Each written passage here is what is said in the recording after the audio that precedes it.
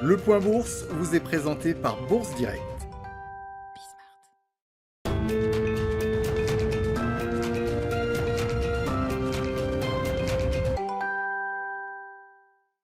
La tendance est toujours dans le vert sur le CAC 40 avant l'ouverture de Wall Street. Wall Street qui est attendu dans le vert également à en croire les contrats futurs sur les indices. Pour rappel, vendredi à la clôture, le Dow Jones gagnait 0,09% à 31 458 points.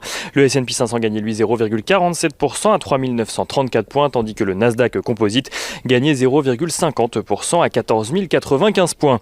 La perspective d'une adoption du plan de relance prochaine revient sur le devant de la scène aux États-Unis, alors que Donald Trump a été acquitté par le Sénat samedi dans l'après-midi dans le cadre de la deuxième procédure de destitution qui le visait à la suite des assauts au Capitole. Une décision qui laisse espérer aux investisseurs que la Chambre haute du Congrès reprenne sans tarder les discussions qui concernent ce stimulus de 1 900 milliards de dollars afin de continuer le processus enclenché, à savoir un vote de réconciliation budgétaire au Sénat.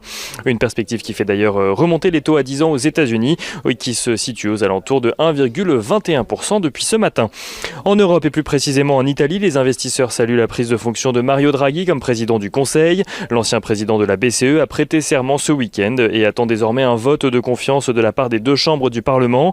Il n'en reste pas moins que sa nomination est aussi bien accueillie par les marchés que par ses compatriotes et fait espérer à beaucoup une stabilisation de la vie politique mais aussi de la vie économique. Mario Draghi qui a déjà détaillé son gouvernement et qui présentera son programme dans la semaine.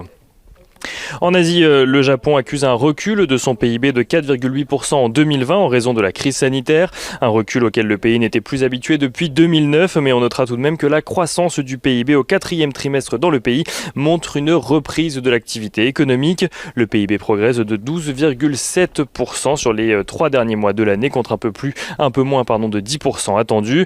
Une progression qui a d'ailleurs permis au Nikkei de dépasser ce matin les 30 000 points, son plus haut depuis 30 ans. Le pétrole progresse de son côté et s'apprécie en début d'après-midi au-dessus des $63, une progression qui trouve une partie de son origine dans les tensions au Yémen.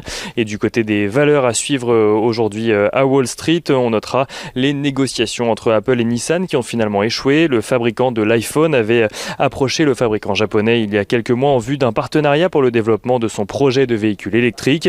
Mais le sujet de la marque apposée sur les véhicules a finalement conduit les deux parties à arrêter leur discussion.